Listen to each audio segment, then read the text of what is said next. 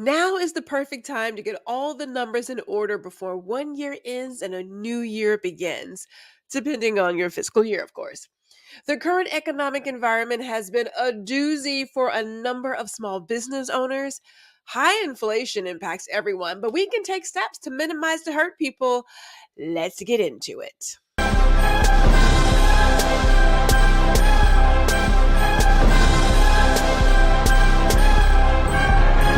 Are we ready? Let's talk.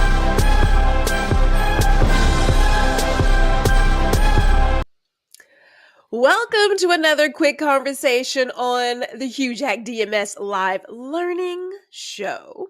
I'm Gwendolyn G.R. Houston Jack, and this is streaming live on LinkedIn and YouTube. And if you're on YouTube, we would love it if you would like, share, and subscribe to the YouTube channel. We are here every other Wednesday at 1 p.m. Central.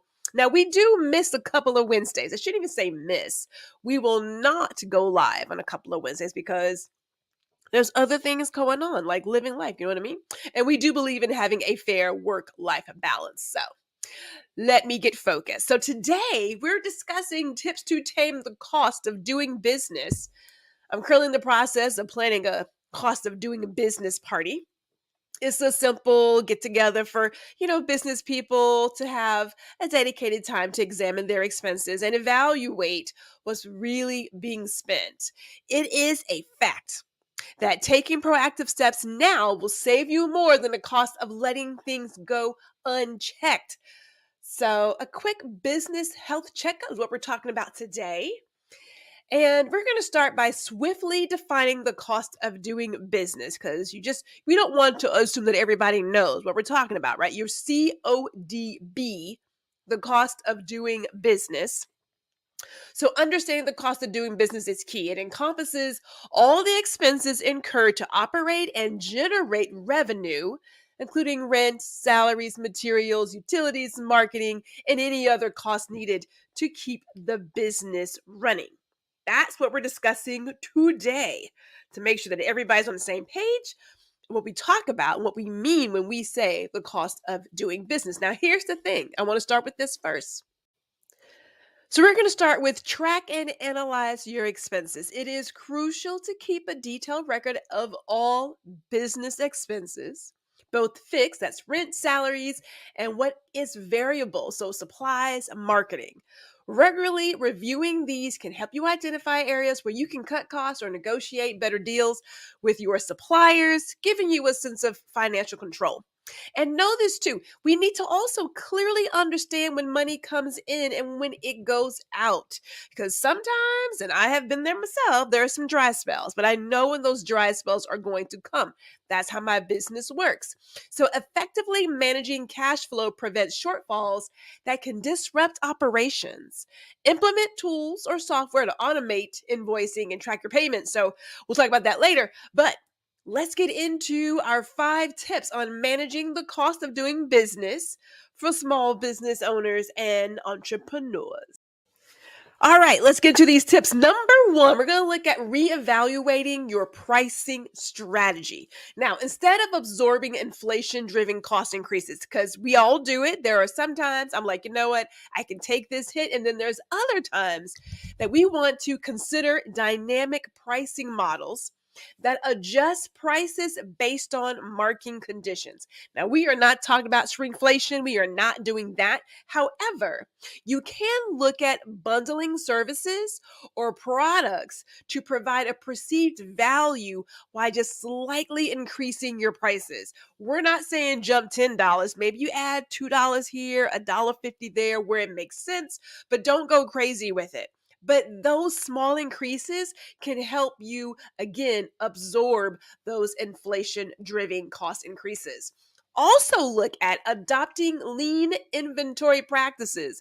We are talking about, for those of us who have product on hand, implementing just in time, that's JIT, just in time inventory management, or other lean inventory techniques to minimize our holding costs. I know a lot of us like to buy in bulk and we hold on to stuff and then it's not moving. So reduce your excess stock, focus on the immediate needs because that'll free up your capital. It'll reduce your storage costs, and those storage costs, they tend to increase during inflation. Trust and believe. Number three, let's look at outsourcing strategically. Now, a lot of us are solopreneurs. It is me, myself, and I. We are a mighty team. However, instead of hiring full time employees for all your roles, if you need it, consider outsourcing tasks like your marketing, your accounting, some of your IT things. Look at freelancers, contractors. They can provide some high quality services without that long term financial commitment of an employee. So look at other places where you can bring in some staff to help you out, but it doesn't stress out your books, as in your pocketbook. All right. Let's talk about leveraging technology. Invest in technology that improves efficiency, reduce your costs over time. So something like automation software, like for your inventory management or for customer service or for your marketing. Automation is your friend. Put on auto. These things can help you scale without needing to hire additional staff. So if you're not currently using any technology that is automating some of your processes, we got to have a conversation, because technology is your friend. It can help you do a lot of stuff without bringing on other people and, again, being stressed. Here's the last one, which has its place. It has a place, especially amongst us solopreneurs and what have you. There is always a place to barter or trade services. Now, it needs to be of like value. So don't give away the farm and all you're getting is a basket of eggs. And I know you may really need them eggs, but don't give away the farm and only get eggs. It's got to be of like value. Okay. So look at bartering or trading your services. In times of inflation, you can look at bartering with other businesses to exchange services or product instead of cash. Now, this helps conserve your cash flow, but it also helps with meeting the business needs. And more importantly, you can build some strong partnerships. Not everybody does that. Please don't go out and go offer to trade stuff with everybody. That's a no. You need to have a relationship here. So that's the key point. That's why we talk about networking and having genuine relationships.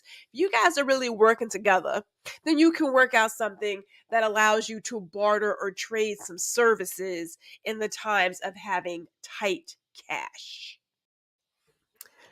All right, so those are our tips. We've got the five. We talked about reevaluating, the pricing strategy, adopting a lean inventory practice, outsourcing strategically, leveraging technology, and that's a big one. Like, we really have to invest in some technology. Also invest in research and development. And then barter and trade when it makes sense. You have that relationship, then let's look at bartering and trading some services in times of need, right? Now, we thank you all for showing up today and giving this a quick listen. We love these quick lunch and learns. We're not trying to be here all day. We do have things to do. But while we're here, make sure you get on our newsletter. We don't do, it's not really bi-weekly. It's more of like, I don't know, monthly tips on selling, pricing, overcoming obstacles, building a community. You can go to the HouJackDMS.com website and check that out. Also, be sure again to like, share, and subscribe to the YouTube channel. Do like the video, do share with your friends, and we appreciate you all for tuning in. If you're thinking about joining or attending our cost of doing business party, I am telling you now, get on the list because you want to get the details of when that is going down. All right, you guys enjoy the day.